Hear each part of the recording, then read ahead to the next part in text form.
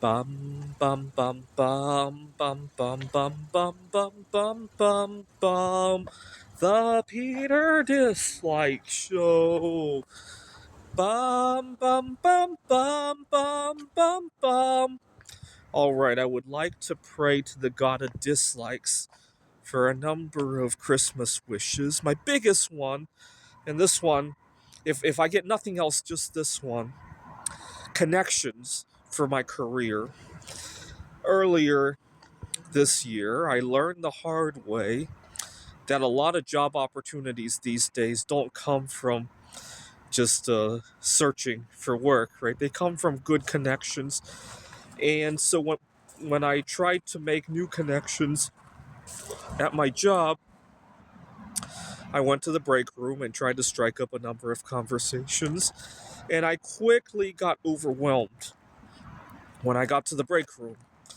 And I went out to my car and I cried. It was not the first time I've ever done something like that. And unfortunately, it's very tricky for me. It's just not the right kind of, social chemistry that I like. But unfortunately, that's what brings home the money, and so it creates a lot of conflict in my life. And then at my job, one of our clients brought in some food that I'm allergic to. Got it all over her hands, got it all over the desk, and I'm thinking to myself, the last 3 times that I brought this up at work, they did not turn out very well. Every time I've brought it up, it's the beginning of the end of that job. I hate to even repeat the stories here. I had one job where I got written up. We had just reopened from quarantine. The kids were excited. I was working at a tutoring center. The kids were excited to finally take off their masks and eat. And so my boss wrote me up and he said I delivered bad customer service by complaining about how smelly the kids. I never used the word smell. I don't know where he imagined that word. But I signed the write up because at the time, gotta remember, we were cooped up. I needed that job, not necessarily just for the financial aspect of it, but for the social aspect of it. He knew that the only reason I signed it was just to get them off of my back. And so, in retrospect, um, I I later did some background reading. He comes from a different country. He's an immigrant. I won't say what country he's from, except to say that he comes from a culture that doesn't have a lot of food allergies. Prevalence is very low over there. And my guess is that if he had a different education, it may have played out very differently, right? But long story short, it's often the beginning of the end. One time, it might have even contributed to me not getting a job. What had happened was it was just before the pandemic.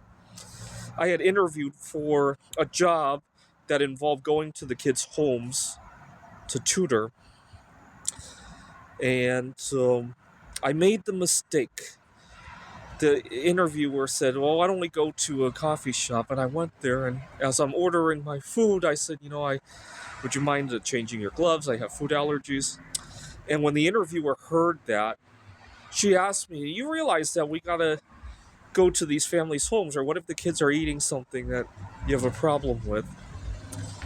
I think I answered something to the effect of, I deal with this all the time. I think I know how to handle it. Don't worry about it. Something to that effect. And I changed the subject. But you can tell by the body chemistry that was it. That was the end of the interview. I mean, we did continue talking for a few more moments, but you could tell the interview ended with that question. Let's just put it that way. I had yet another job where we had just changed ownership. I was working at yet another tutoring center. We had just changed ownership. The new owner, in her wisdom, because the center was right next to a Chinese or a Thai restaurant, um, and said that it's too, the smell in here is just too embarrassing. She decided to burn these candles, and during the session, I realized that this is not working. It's causing me to have skin hives and all that. And I go up to her and I calmly say, "Can we blow this out? I'll look for a candle that will work for me tomorrow. But why don't we blow this out for now?" And she says, "What's the big deal? It smells so good." And I reached over and blew out the candle. She was talking to a new prospective student and her parents, something to that effect. And later that afternoon, as I'm leaving, she angrily tells me how she had lost the client because of how disruptive I had been with blowing out the candle. Long story short, she didn't write me up formally, but I knew it was the end of my time there. I took a job at a technical institute as an adjunct professor, and I quit the tutoring job. I quit in a very big haste as well. I feel so badly for the students that I had. I connected well with the students. The only thing I didn't do with the students was I didn't build up the support from them. Right, had the students also wrote that, hey, we love Peter's tutoring, and he's having issues with these candles, it might have gone a different route, right? I used to not be very good at building rapport. Nowadays I would probably handle it that way, right? But took the job at a different school, and I ran into more drama there. One day a custodian had broken a fluorescent light bulb, and I am autistic. I react badly to mercury and other heavy metals. I gotta be very careful about mercury. A little bit of background. I have to be very careful about mercury exposure, whether it be from my diet or from my environment. So, for example, when I was traveling in Taiwan, I knew there was a particular kind of fish I could not eat. I would instantly get massive headaches within hours of eating it sometimes. Sometimes you guys know I love to make metal art. I have to be careful about what I melt. Sometimes I like to go to the thrift shops and look for old pewter objects, that are damaged and all that. But I got to be very careful when I melt that. Some of that is old and contains lead or cadmium, and if I don't do it with good enough ventilation, I'll get headaches too. And at least lead and cadmium usually leave the body, unlike mercury. So when the custodian broke the mercury light bulb, I ran from the campus. I left in a hurry, and I texted the students, hey, there's been an emergency. I'll make up the class at some other time. Now the problem is that I left in a hurry, and the HR girl was very upset that I had left a disaster in my wake. When I got back, some people are just really passive aggressive. It is clear that if somebody leaves perishable food because of an emergency, just toss it out. You don't need to put it in a cardboard box to let them know what a mess they made, right? And I once again apologized, and I explained that, these fluorescent light bulbs contain mercury. Like, oh, come on, they're being sold at stores. How dangerous can they be? What is mercury? What is autism? The HR girl literally laughed at me, saying that everybody uses these light bulbs. What's the big deal? Something to that effect. Oh, what is autism? I've never heard of it. And so I didn't want to argue with her. It's and so long story short, I didn't feel welcome after that either. And so when I noticed my student bring in an allergen at my current job, it made me question, should I bring it up or should I just hope for the best? And then I realized that if I hope for the best, I also have to hope it doesn't happen again and again and again and again, right? Because there's only so many times you can press your luck before something happens, right? So I brought it up.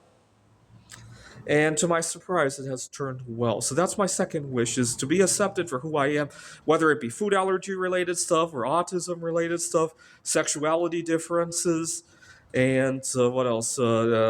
Racial issues, right? There's here in Phoenix, Asians aren't always treated very well. Let's see, race, sexual orientation, autism, food allergies, those are the big ones, I would say. And to a lesser extent, choice of hobby. So that's my second wish, to be accepted for who I am.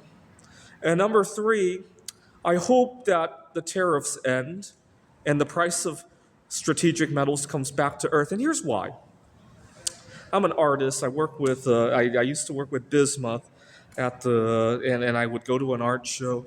Lately, I've been working with zinc, but that might be going away too, as you guys know. And who knows how much I'll have to pay for zinc when our dollar is no longer backed by zinc anymore. Now, here's the problem. When metal prices go up, it's a huge disadvantage for me because the consignment places that I work with, they still charge the same amount of the sales, not of the profit. So if bismuth goes up from $5 a pound to 50, and my art goes up with it, but the commission that they charge it goes up with that too, right? With the whole thing, not just the profit that I make on top of the bismuth, right? It's kind of like if you invested in it's kind of like having a negative leveraged ETF, right, of bismuth. That's how I was feeling about it when I looked at the chart. And see, I only hold 1x bismuth, but I hold a negative 2x position with my art career, right? Right? Because of the fees really leverage all the expenses by 2x, right? The consignment place that I work with charges like a 2x fee, right? But so hopefully the tariffs will end. The metals that I want to work with will go down. The metals that I don't want to work with will go up, right? Especially platinum. I don't have an oven that goes high enough to do that. Or palladium, tantalum, all that could go up. I could care less about that, right? Or some of the toxic metals. I own some, right? Cadmium, what was it? Tellurium, thallium, all of that could go to the moon, right? Because I'm not going to be doing that at the art show anytime soon, right? But bismuth, zinc, pewter, all should go down to zero, right? This is the Peter Dislike Show. Bum bum bum bum bum bum bum bum bum bum bum bum.